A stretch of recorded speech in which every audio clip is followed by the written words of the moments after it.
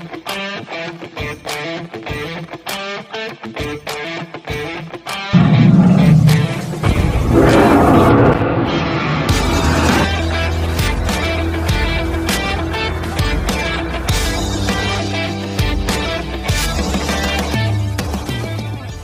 to Corbin's Coasters and More. I'm Corbin, and today I'm updating you on Universal Studios Florida. There's a few new updates. What you're seeing right now is the Olympic Food Festival, so they call it. Really, it's kind of disappointing. It's just a couple of food stands. Here's the menus from them. I did try one of the bowls. I tried the chicken lemongrass bowl, which you're about to see. It was actually pretty tasty. The price wasn't like their last food festival. It's $13.99, so not a great deal, I wouldn't say. They did have some drinks that looked good, but again, the drink I wanted was the whiskey drink, and that was $14.50. It was an interesting Japanese whiskey in the cocktail, but I didn't feel like spending that, especially since season passes don't get a discount on alcoholic drinks. So that's basically the entire festival, unfortunately. And they close an hour before the park closes. The good thing is, with wait times extremely long at a lot of the food kiosks and the restaurants in the park, this specific place had no lines every time I passed by, and I was talking to one of the attendants, and she said that, yeah, they pretty much don't ever have a long line. So if you need food quickly, it's a good place to go. No cups of water, though. Now I'm going to bring you inside the Jurassic Park Tribute store. So, as always, this is a super themed experience. I had to do it a little different this time because there's so much copyrighted music that I couldn't really talk over it and show the video. So I had to do it on silent, and I'll talk over it. So as you see, you're going into the laboratory. The first room is the Velocicoaster room.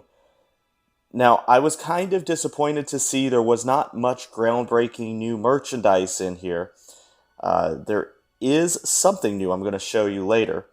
But for the most part, this is, I mean, these hoodies are new, but again, they're not anything all that great. Sorry for the dark camera. It is a kind of strange color in there, hard to film. Right there's a throwback from the original Jurassic Park movie when they were trying to hack into the computers. But it's a pretty cool, well-themed room. And they did a good job with it. They are playing the Jurassic Park music in the background. Like I said, I'm just not allowed to play it without permission, which I don't have. This is pretty neat, though. There is a U-Design area for phone cases. Now, they have these in a couple places throughout the park, but this one specifically, you can choose whatever design you want on whatever phone case you will get, and you can personalize it for an extra $5. Put your name on it. So yeah, they've got some special scented candles for this as well. None of them smelled particularly good. Here is a shirt I kind of like, the one at the top. They have towels, which are the same price as they are everywhere else. $22. Next room is specifically Raptors. It's a pretty cool room as well. This one, they're not animatronic dinosaurs, but they really are realistic, lifelike dinos. And they have some new merchandise in here themed to Jurassic World. So this is the evolution from park to world. As you may know, Velocicoaster is a Jurassic World ride, but they have the river ride that's Jurassic Park. So right now it's kind of a combo hybrid of the two. So all sorts of merchandise for Jurassic World. New lanyards, new pins, and even some new shirts.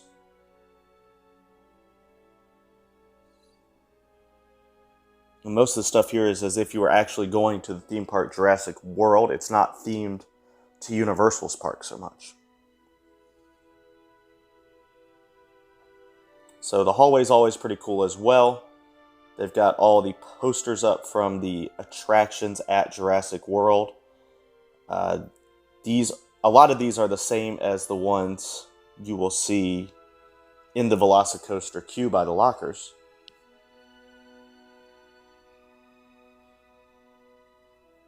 And then you go into the laboratory, and this is back to the classic Jurassic Park.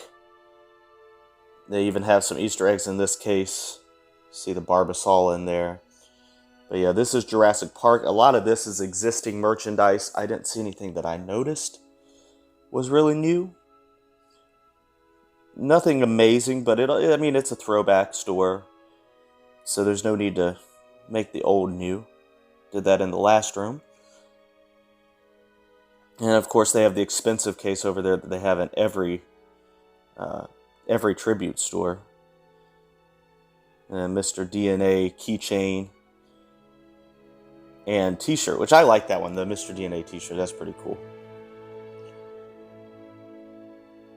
And there's the Barbasol I was talking about.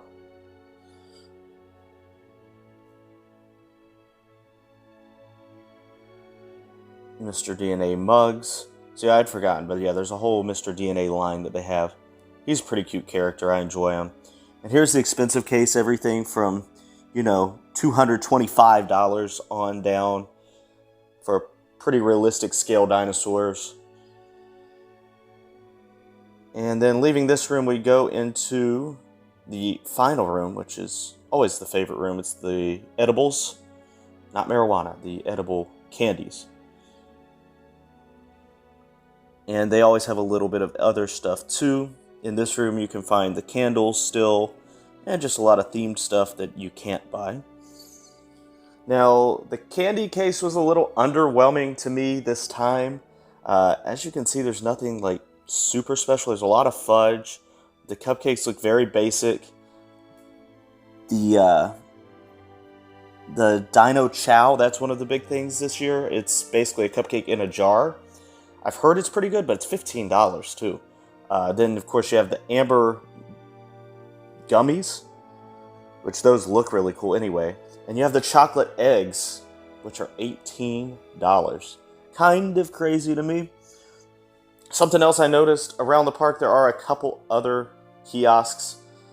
One of them I just showed there. There's a Mexican one, and there is a Cuban one. So just some interesting stuff around the park. It's nice that they're doing updates and putting new stuff whenever they can. And here's more posters of the dinosaurs, of the attractions at Jurassic World. And then they have the statue of the creator of Jurassic Park at the end. And then here's the new t-shirt I was talking about. This one you can actually find in the front store. At the very front of the park you can find it. It is in the new mega store at the front.